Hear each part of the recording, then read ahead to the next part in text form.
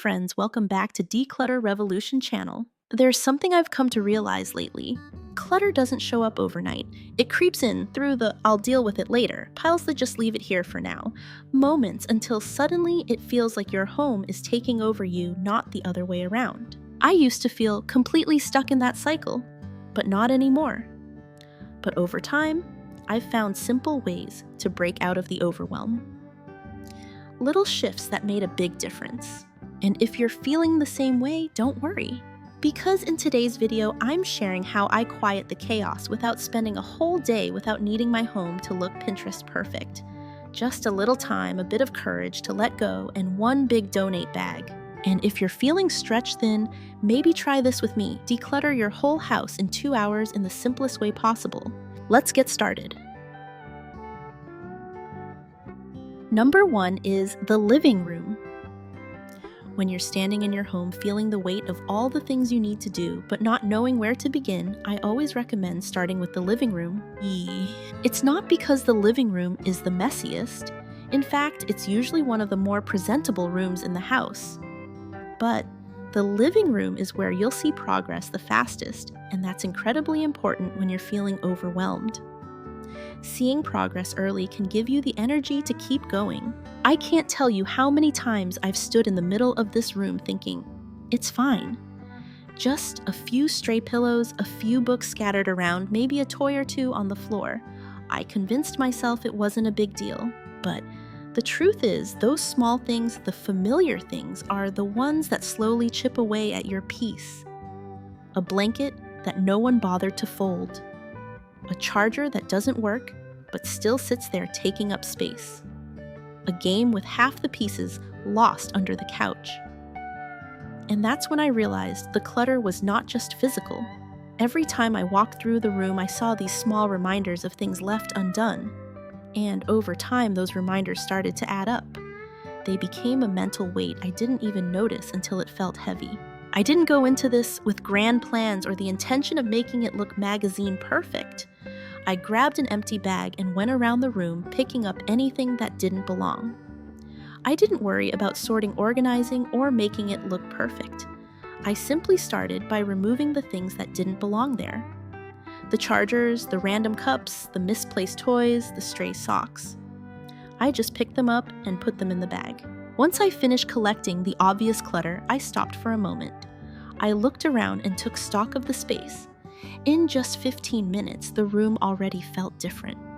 The visual clutter was gone and the space was clean, but more importantly, my mind felt clearer. Then, I moved on to the soft details. I fluffed the pillows on the couch, folded the throw blanket that had been left draped over the armrest, and wiped down the coffee table.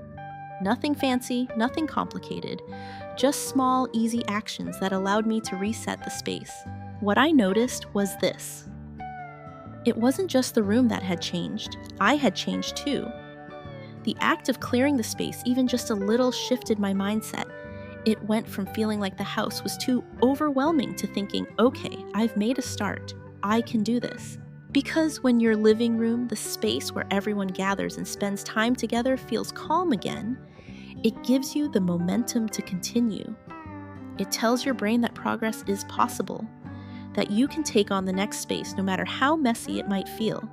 And suddenly, the task ahead doesn't seem as impossible. From there, I was ready to tackle the next area, the one with the most clutter, the kitchen. If you're feeling motivated and want to continue improving your homestay, tune for the next video. In this upcoming video, I'll also share more tips and strategies to help you keep your spaces organized, creating a home that not only looks tidy, but inspires you to live better. Subscribe so you don't miss out. Now back to today's content. Number 2 is the kitchen. The kitchen wasn't a disaster. It didn't overwhelm me with visible mess. The counters were mostly clear, the dishes were done, and the floor was swept. But every time I stepped into the room, I felt something wasn't right. It didn't take long to realize it wasn't the space that was the problem. It was the way it was organized. When I tried to cook, I quickly realized how inefficient everything was. I couldn't reach for a pan without moving 3 other things out of the way. The drawers were full to the point they wouldn't close properly, and the tools I actually used were buried underneath everything else. The space wasn't supporting me. It was making every simple task feel like a struggle. This wasn't about things looking perfect or organized in a pretty way. It was about function. Every time I reached for something, I had to move something else, and it slowed me down. I knew I had the ingredients, but half the time I couldn't find them right away. That kind of clutter doesn't just take up space, it takes up time. So I stopped trying to tidy up for the sake of tidying. I stopped organizing. Instead, I focused on removing friction. I didn't tackle the entire kitchen all at once. Instead, I began with the drawer I had been avoiding. I took everything out. No sorting, no categorizing, just laying it all out in front of me. The broken gadgets, the useless duplicates, the lids with no containers. I asked myself one simple question. Does this thing help me cook faster, or does it make the process harder? If it didn't help, I got rid of it, just like that. Surprisingly, a lot of things didn't pass the test. I let go of duplicates, of tools I never used, of things I kept because I should, because they were expensive or gifted to me. None of those reasons made cooking any easier. Once I cleared the clutter out of that one drawer, I noticed a shift. Everything that was left was there for a reason. When I opened the drawer, I didn't have to dig through piles of unnecessary stuff. I could find what I needed without second guessing. That was the change. Making meals became easier. I stopped feeling like I was working around the clutter. The tools I used were where I needed them, and I didn't have to waste time finding things. Everything I needed was easily accessible, and that made the whole process feel lighter. Letting go didn't make my kitchen perfect, but it made it work. It felt like a space that actually supported me and my need to get things done, not one more thing I had to manage. Now let's move on to the next area. Number 3 is the bedroom. I used to think my bedroom was where I went to rest, but the truth is it wasn't restful at all. Every time I walked in, there was always something waiting for me. A pile of clothes on the chair, a stack of books I'd meant to read, a drawer I never opened because I knew it was full of stuff I hadn't dealt with. None of it was urgent, but all of it added to the weight I carried, and every time I lay down, it felt like I was surrounded by unfinished tasks. The bedroom should have been the one place I didn't have to think about what was left undone, but instead it became another part of my to-do list. So I made a decision. I would start by tackling the most visible area first, and that was the nightstand. It sounds simple, but there's power in choosing an area where the clutter always catches your eye. The nightstand was cluttered with receipts, random papers and stuff I had tossed there in a rush. And the problem wasn't just that it looked messy, it was that it was the first thing I saw every time I went to bed or woke up. The visual chaos was setting the tone for the rest of my night and day. Clearing the nightstand gave me immediate relief. I didn't just tidy it up, I cleared everything off except for the essentials. A glass of water, a lamp, and the book I was actually reading. Nothing else. And just by doing that, I changed the space I interacted with the most. The nightstand went from being a symbol of unfinished tasks to a simple, calm place. And when I went to sleep, it felt like I was entering a space where I could finally relax without seeing clutter everywhere. Then I moved to the chair where I'd been piling clothes. This was another simple fix. Instead of keeping the clothes there just for later, I took the time to fold or put them away right then. The thing is, we often let small piles build up in our bedrooms because they're easy to ignore. But the longer you leave them, the more they become a mental weight. Every time you see them, it's a reminder that you haven't done something. By folding the clothes right away, I removed that mental reminder every time I looked at the chair. Finally, I opened the drawer I'd been avoiding. I hadn't opened it in months because I didn't want to face the disorganized mess inside. But once I finally did, I sorted through the items, threw out what I didn't need, and organized what I did. This small action cleared up a space that had been causing stress without me even realizing it. And that's what made the difference. It wasn't about making the bedroom perfect or spending hours tidying up. It was about removing the visual and mental clutter that had built up over time. Each small change created a clearer, calmer space to rest. The bedroom isn't perfect, but now when I walk in, I don't see a list of things I haven't done. I see a space that actually supports my need to rest because it's been cleared of the things that don't belong. Now let's move on to the next area. Number 4 is the bathroom. The bathroom is one of those spaces we rarely pay attention to. It's functional, right? It's where we shower, brush our teeth, and get ready for the day. But just like the bedroom, it's easy to let clutter creep in. And before you know it, the space isn't just functional anymore. It's a source of stress.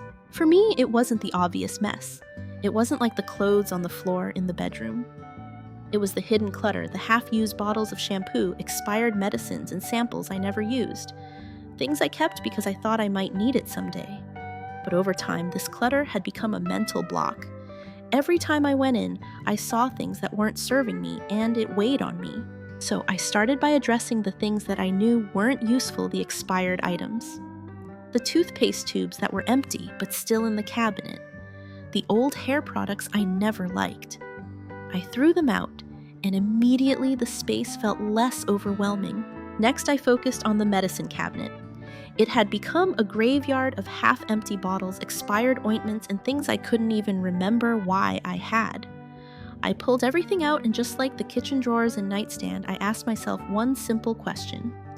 Does this help me now? If the answer was no, it went in the trash. Simple as that. The moment I cleared out what wasn't serving me, I could clearly see what I actually needed and use. The result, I could find what I needed without feeling the pressure of all the extra stuff that had been lingering there. Lastly, I tackled the under-sink area. This is a place where things really pile up. Extra toilet paper rolls, cleaning supplies, the endless array of bath salts and lotions. I organized it, putting the essentials where I could reach them easily, and I donated anything I hadn't used in months. This small action made the space more functional. Not only did I have more room for the things I actually used, but it also made me feel like I had control over a space that's supposed to serve me, not stress me out. The result, a bathroom that works for you, not against you. After going through these steps, the bathroom didn't become some perfect spa retreat, but it became usable. I wasn't fighting with the space anymore. I wasn't digging through products I didn't need. I could reach for what I wanted when I needed it.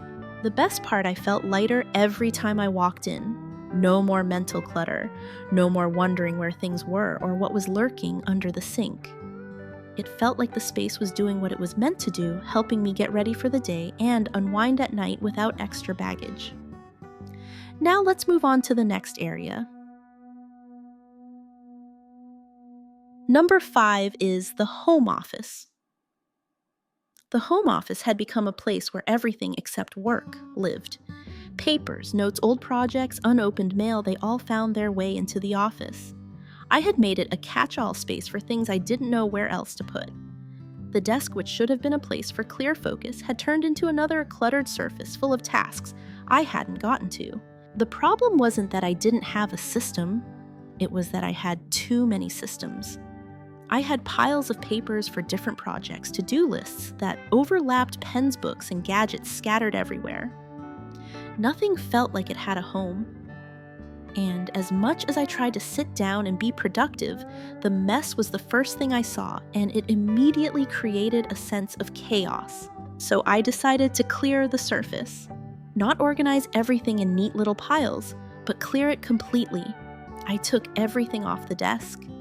I threw away the things I hadn't touched in months, filed away the papers that had been sitting there for too long, and recycled what was no longer needed. I kept only the essentials: the notebook I was currently using, my computer, a lamp, and a few tools I actually used every day. I also tackled the drawers, taking out the extra office supplies I'd been holding onto for just in case, but hadn't touched in years. What happened next surprised me. The more I removed, the clearer the space became, both physically and mentally. Instead of being a reminder of all the tasks I hadn't completed, the space now felt like a blank canvas. With everything organized or simply gone, I could sit down and work without feeling the pull of 1,000 distractions. It didn't make the office perfect, but it made it functional. The result, a room that now actually works for me, The focus is back, and instead of dealing with clutter or feeling overwhelmed by it, I can simply do what I need to do without constantly fighting the space. Let's be honest, mornings are already full. And figuring out what to wear, especially when you're tired or running late, can tip you over the edge. I used to stand in front of my closet with that blank stare.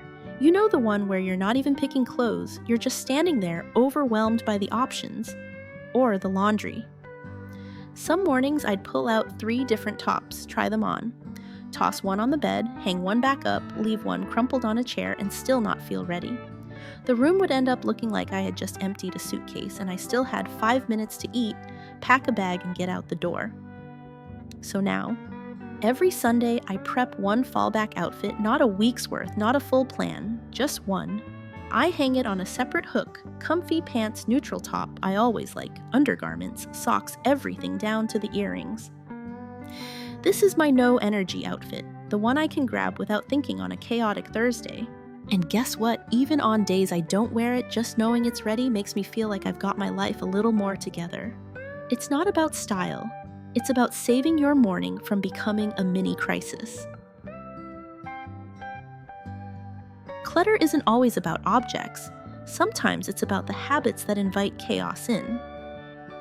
One of mine, I used to walk into the house and immediately toss everything on the nearest surface, my bag on the dining chair, keys on the counter, receipts in my coat pocket. 10 minutes later, the whole entryway looked like a storm had passed through. So I changed just one habit. I put a small hook and basket by the door. Now when I walk in, my keys go on the hook. My bag goes on the same chair. Receipts get dropped into one container in the drawer. It sounds simple, but decluttering that one unconscious routine changed the tone of my whole evening. You could do this anywhere. Tossing laundry straight into the hamper instead of the floor. Dealing with mail the moment it comes in instead of stacking it for later. Wiping the bathroom sink quickly after brushing teeth. It's not about a perfect system. It's about replacing one autopilot habit that creates clutter with one that clears it. Over time, these micro habits create a home that resets itself.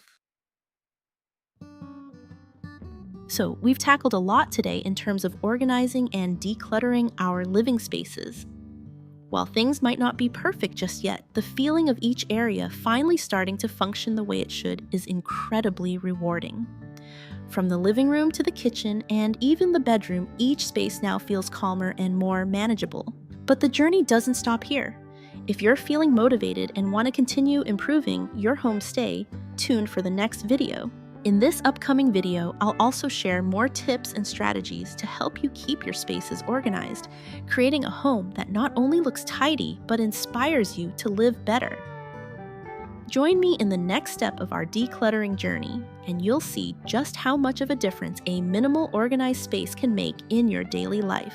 Thanks for watching, and if you found this video helpful, don't forget to like and subscribe so you don't miss out on the next one. Wishing you a wonderful day, and I'll see you in the next video.